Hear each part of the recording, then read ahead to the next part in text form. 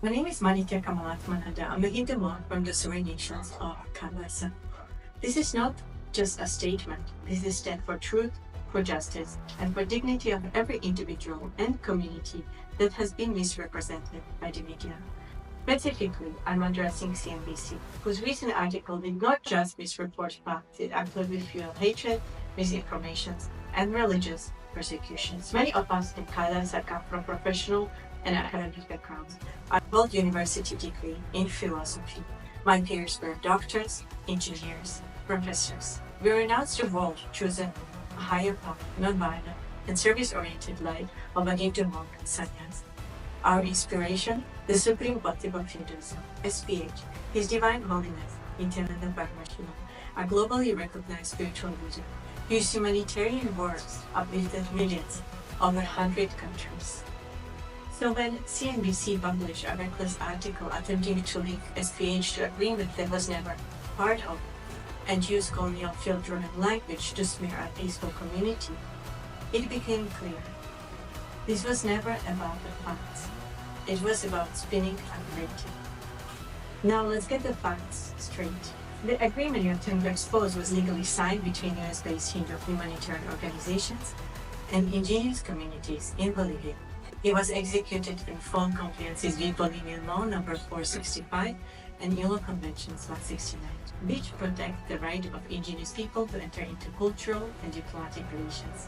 The agreements with the indigenous Bolivian nations were signed by Hindu humanitarian organizations based in the United States, not SPH, not Kailasa, and not 20 volunteers who wrongly framed.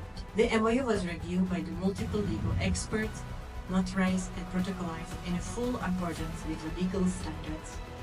This was a lawful and respectful agreement between indigenous groups and the US-based Hindu organizations aiming for environmental conservations, empowerment, and cultural exchange to support indigenous community in a dignified, collaborative manner. So what exactly do you mean by calling me line graph? Not only is that accusation false, it is deeply offensive. You are effectively implying that the entire indigenous community lack the intelligence or agency to make decisions for themselves. That's not journalism. That's a colonial arrogance wrapped in modern media branding. Let's be absolutely clear. The Supreme Pontiff of Hinduism has never visited Bolivia. He did not sign the agreement you referenced. Now let's address another disturbing distortions. You claiming that Bolivian authorities have arrested 20 elect representatives of the so-called United States of Kailasa on charges of land trafficking, accusing them of securing vast tracts of the Amazon rainforest through the 71,000-year leases with indigenous groups. Here's an obvious question. If you were truly committing illegal acts, why were we subjected to illegal expulsions without facing any charges, without trial, and without even the basic protections of the due process? Let me remind you of what happened on March 21st, 2025 in Bolivia. Over 20 armed officers raided our peaceful residents, no warrant, no charges. 20 Hindu women and female Hindu monks, including elderly women, a pregnant woman, and minor, were illegally detained at the immigration office. You don't have right. Bolivia immigration, violent human rights. You cannot touch us. Hey, don't tell us. Bolivia human. This is Bolivia immigration. Now this is Bolivia immigration. They all held valid visa.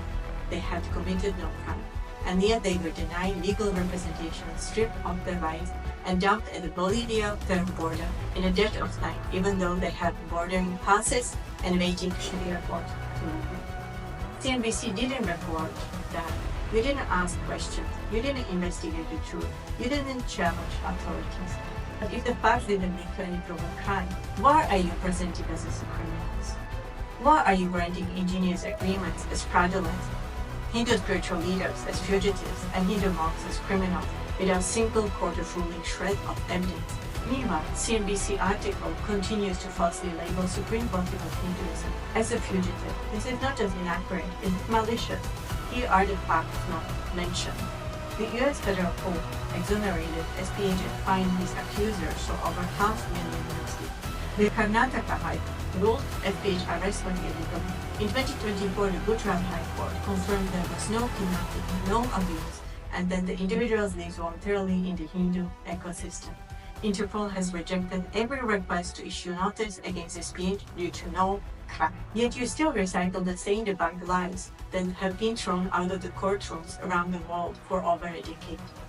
SPH was driven out of the India after years of targeted political persecution, assassinations attempts, and relentless defamation campaigns.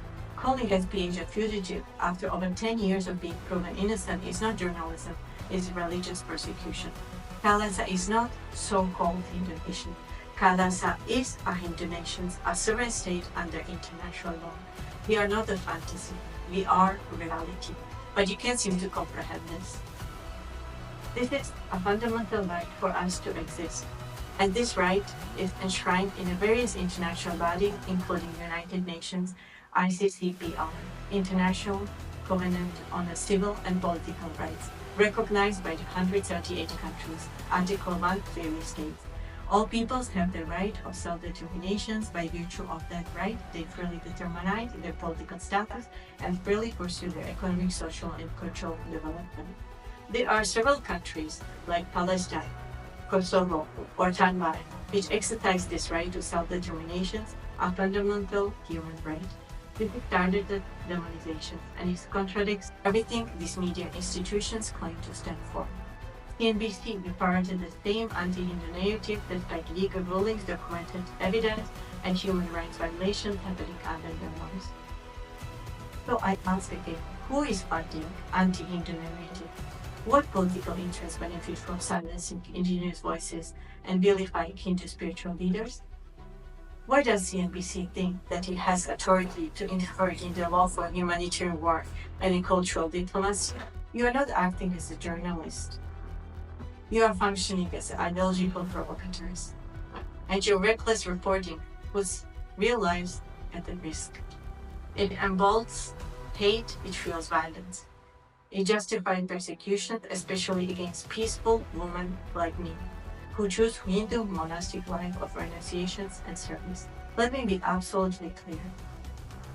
I will not stay silent. I will not allow your lies to define us.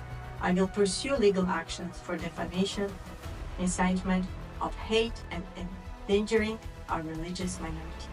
I will personally take legal actions against CNBC for inciting Hindu genocide, for repeatedly publishing lies, and for delegitimizing our lawful efforts to establish a Hindu nation.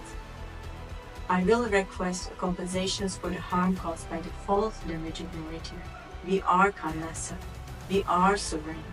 We stand for non-violence, indigenous rights, and spiritual freedom. And we will keep standing no matter how loud your headlines scream. CNBC, this is your moment to attract your life, apologize, and learn what responsible journalism looks like before you lose what little public trust you still have.